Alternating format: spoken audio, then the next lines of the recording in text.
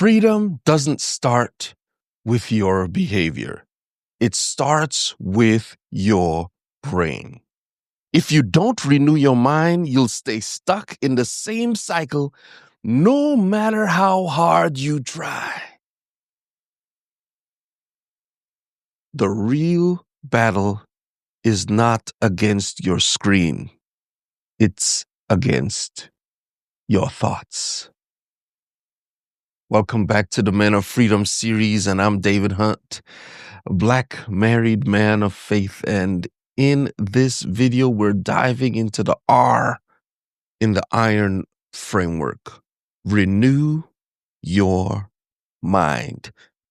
If identity is the foundation, renewing your mind is how you build on it. Facts. Romans chapter 12 and verse 2 says, "Do not be conformed to this world, but be transformed by the renewing of your mind." Notice it doesn't say by the renewing of your habits, though habits matter. It says mind. Transformation begins with what you believe and what you dwell on. That's straight facts. Yo, why is this so? Sorry, no squirreling. So here's the deal. Pornography literally rewires your brain. The more you feed it, the stronger those pathways get. But the good news, your brain can be renewed. Science calls it neuroplasticity. I had to read that one to make sure I got it correct. The Bible calls it transformation. And I read a text just now, and I want to read it again. Let me just pull it up here.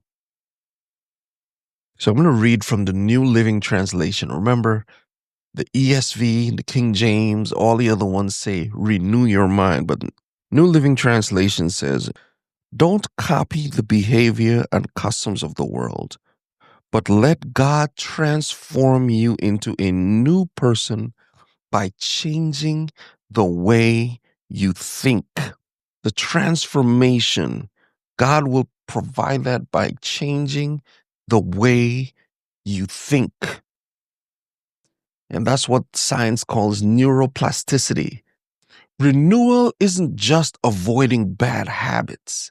It's replacing them with truth. In fact, Philippians 4 and 8 says, "Whatsoever is true, whatever is noble, whatever is pure, whatever is lovely, whatever is praiseworthy," and a few other things just said, think about such things. You know, for years, I ignored the thoughts that would trigger me to look towards pornography as a resource. But since then,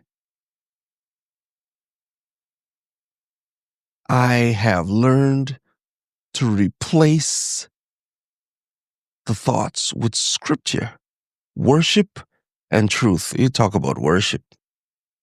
We talk about worship. We talk about worship and understanding the truth.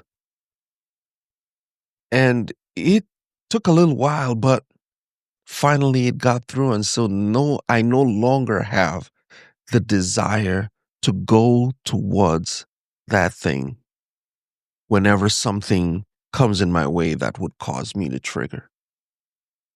And I've heard countless stories of other men who have had the same issue.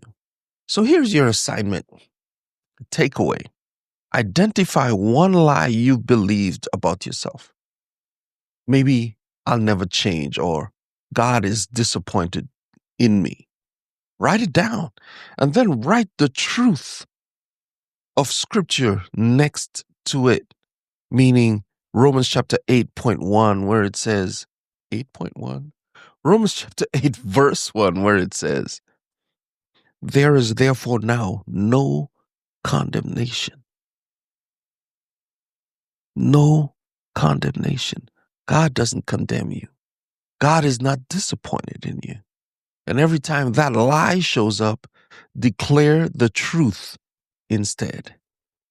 And that's how you renew your mind daily.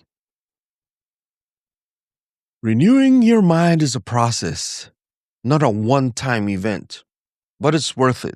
So the next time we will look into the O of the iron framework.